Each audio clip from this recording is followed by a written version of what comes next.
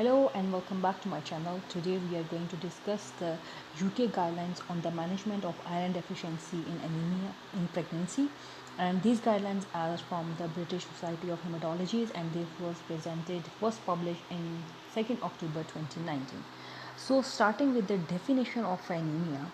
Anemia is defined as low hemoglobin concentration, the low limit of current reference ranges when two standard deviation is below the mean in a healthy population, which is from the WHO, which is World Health Organization in 2011. Anemia Anemia in pregnancy can be caused by numerous other factors, including vitamin B12 and folate deficiency. The presence of variant hemoglobin or thalassemia, inflammatory disorders, hemolysis, and blood loss, and most commonly by the deficiency of iron. Iron deficiency is a progressive process in which iron stores fall from being replete to deplete and finally absent, consequently resulting in the iron deficiency anemia.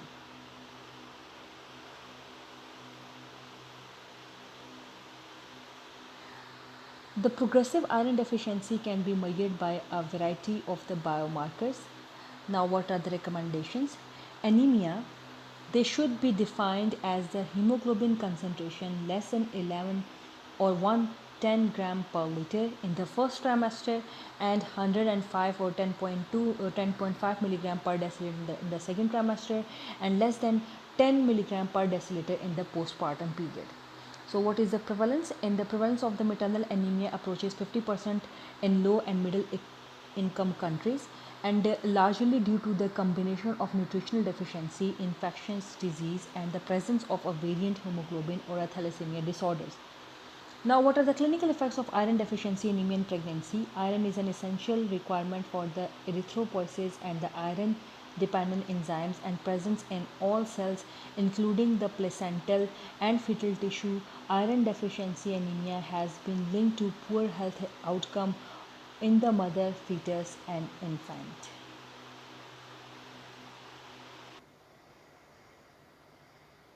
Now, what is the maternal morbidity and mortality? Iron deficiency with or without anemia is associated with the maternal potentially poorer quality of life and increased risk of postpartum depression. Altered thyroid metabolism, they can also occur in the iron deficiency anemia. Low thyroid stimulating hormone and TSH hormones and contribute to the fatigue. The maternal anemia, they may also increase the risk of postpartum hemorrhage. One explanation is the impaired uterine contractility due to reduced availability of the oxygen. An increased risk of the puerperal sepsis has been suggested by the systemic reviews. A recent study, they adjusting for the confounding factors such as postpartum hemorrhage, massive transfusion, and the admission to the intensive care units, they found that an hemoglobin less than 70 or 7 milligram per deciliter antenatally or postnatally was associated with twofold increase in the morbidity, mortality in low and middle income countries. Pregnancy outcome. Maternal anemia has been associated with a significantly higher risk of the perinatal and neonatal mortality, low birth weight and the preterm birth, the severe antenatal anemia and the stillbirth and perinatal death, and with the small for gestation age infants, low birth weight infants and the maternal PPH or postpartum hemorrhage. Now, the fetus and the infants, the most fetal iron is acquired in the third trimester in preparations for the high growth rate in the first 4 to 6 months after the birth. Regulation of the fetal iron levels is a complex process, and in the maternal iron deficiency anemia, there is an increase in the placental iron, the receptors, and the iron absorptions across the placenta to maximize the fetal iron supply. Now, what are the recommendations? The recommendation will include the healthcare professionals. They should be aware that the iron deficiency anemia in the pregnancy is common and associated with increased risk of the maternal morbidity and mortality. And it is also associated with the increased risk of the perinatal morbidity and mortality and has important potential implication for the future neurodevelopment of the infant. Now, how you are going to diagnose? The diagnosis is basically on the clinical symptoms and the signs. The clinical symptoms of the fatigue is the most common symptom, but the women they may also present with the pallor, weakness, headache, palpitation, dizziness, dyspnea, poor concentration, hair loss, irritability, and restless leg. The pica are craving for non-food items such as rice, which is the pagophagia, and soil, which is the geophagia, they may develop. The laboratory testing will include there is no evidence to determine the required frequency for checking the hemoglobin in pregnancy. Current good practice guidelines say advise the testing at the booking appointment and at 28 weeks. Now, red cell indices, a low hemoglobin, the mean cell volume, which is MCV, the mean cell hemoglobin and the mean cell hemoglobin concentration are suggestive of iron deficiency anemia, but need to be interpreted with the cautious in view of the physiological increase of the MCV in pregnancy of around 6 femtoliter. The microcytic hypochromic indices they may also occur in hemoglobinopathies. Now the serum ferritin. A low serum ferritin is diagnostic of iron deficiency anemia. However, a normal ferritin level does not exclude the iron deficiency, as the pregnancy is associated with the physiological rise in the acute phase protein and changes in the iron utilization and metabolism, both of which influence serum ferritin levels. Now, what are the other biomarkers of the iron deficiency? Transferrin saturation has not been widely used in the pregnancy, not influenced by the diurnal variation, infection and inflammation. Other biomarkers they may be promising but has not yet been validated in the pregnancy, such as the soluble transferrin receptor levels, the reticulocyte hemoglobin content, a key test for the diagnosis of iron deficiency anemia and chronic kidney disease. Data are emerging on the use of the serum hepcidin that is insufficient evidence to support its use in the pregnancy. Now the trial of the oral iron if taken accordingly to the recommendation indicates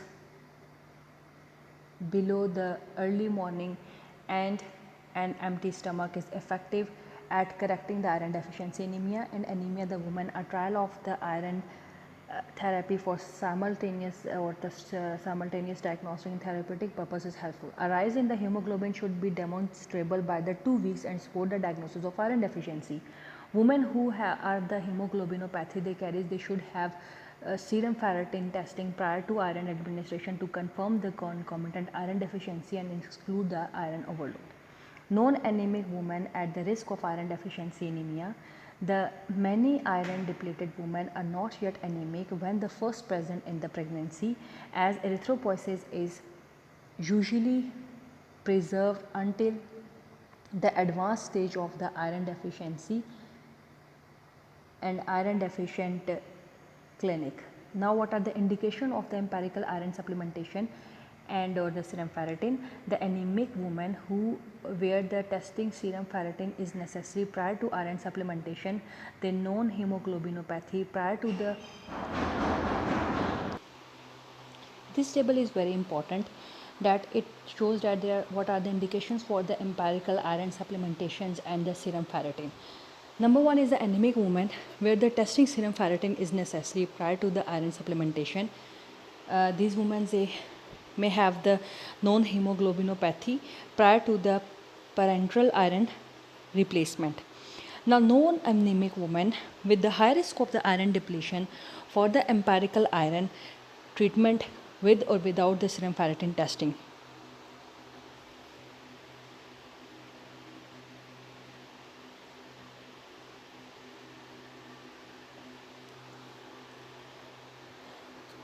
These are the women having the previous anemia, the multiparity or more than or equal to para 3, the twin or high order multiple pregnancy, interpregnancy interval is less than 1 year, and the women who have poor dietary habits. And those following a vegetarian vegan diet, pregnancy teenagers, and recent history of the clinically significant bleeding. Now, non anemic women where serum ferritin may be necessary These are the women with the high risk of the bleeding during the pregnancy or at the birth, women for whom providing the compatible blood is challenging, and a woman dealing blood product such as the Jehovah's Witness. Now, what is the management of the iron deficiency? Number one, and the most important, is the dietary advice. The dietary advice is very important. The average dietary iron intake for the food for the woman in the Great Britain is 10 mg, of which 10 to 15% is absorbed. The capacity for the absorption is enhanced in pregnancy, but physiological iron requirement increases from 1 to 2 milligram to 6 milligram per day with increased demand as the pregnancy advances. The recommended daily intake of the woman, for the iron for the later half of the pregnancy in a woman is 27 milligram, twice that of the non-pregnant woman. The amount of iron absorption they depend upon the amount of the iron in the diet, its bioavailability and physiological requirements. Heme iron from the meat, fish, poultry is absorbed 2 to 3 times more rapidly than the non-heme iron. The meat also contains the organic compounds that promote the absorption of the iron from other less bioavailable non-heme iron source. However, the approximately 95% of the dietary iron intake is from the non-heme iron sources. The vitamin C ascorbic acid significantly enhances the iron absorption from the non-heme food. The size of this effect increasing with the quality of the vitamin C in the meal. The germination and fermentation of the cereals and legumes improves the bioavailability of non-heme iron by reducing the content of phytate, a food substance that inhibit the iron absorption. Now the tannins in the tea and coffee inhibit the iron absorption when consumed with the meal or shortly after the oral iron preparations. Now, oral iron is effective, cheap, and safe way to replace the iron. The ferrous salts they are preferred to the ferric salt due to the poor absorption and bioavailability of the latter, which is the ferric salts. Available ferrous salts includes the ferrous fumarate, the ferrous sulfate, and ferrous gluconate. It is the amount of the elemental iron that is important, and this varies by the preparation are detailed in the below table. The daily folic acid 400 microgram is required before 12 weeks of the pregnancy or till 12 weeks of the gestation to reduce the incidence of neural tube defect. Now, what are the recommended daily doses and the elemental iron content of the oral iron preparation? The ferrous fumarate is the preparation we get is 210 and elemental iron is 65. Similarly, the ferrous gluconate 300 and we get 35 out of it, and ferrous sulfate dried, which is 200 milligram, we get 65 milligram out of it. And similarly, the ferrous ferridatrate, it is 190 per 5 ml and we get 27.5 mg per 5 ml. Until now, the recommendation dose of the elemental iron for the treatment of the iron deficiency anemia has been 100 to 200 milligram daily. Iron is known to cause the gastric irritation, nausea, and disturb bowel functions, affecting the compliance. That 68 milligram daily started at 17 weeks of gestation did not result in a high HB by 35 weeks, then 34 milligram daily. Recent advances data they showed by the Stoffel et al. 2017 suggest that optimal absorption occurs from the alternate day dosing due to higher hepcidin level with the consecutive day dosing. However, a balance between the optimal absorption, ease of the compliance, and need for the rapid response they may lead to the daily regime being preferred.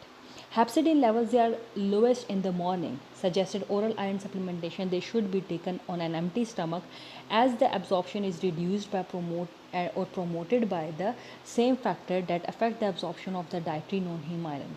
It may be taken with the water or a source of vitamin C to enhance absorption. Intravenous iron therapy.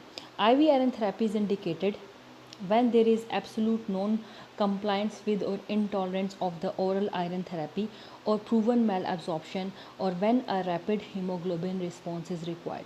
Contraindication include a history of anaphylaxis or the serious reaction to the parenteral iron therapy, first trimester of pregnancy, active acute on chronic bacteremia and decompensated liver diseases.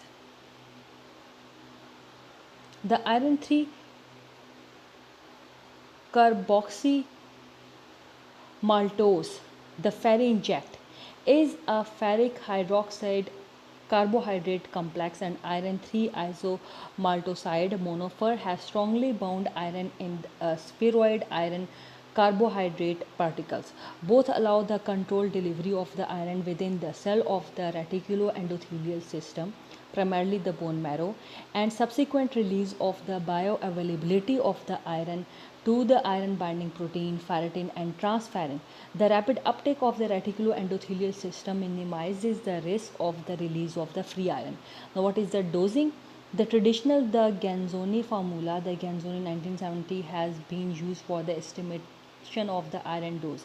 The Genzoni formula, the total iron dose, which is in milligram iron, equal to body weight multiplied by target minus actual hemoglobin multiplied by 2.4, and iron for iron stores.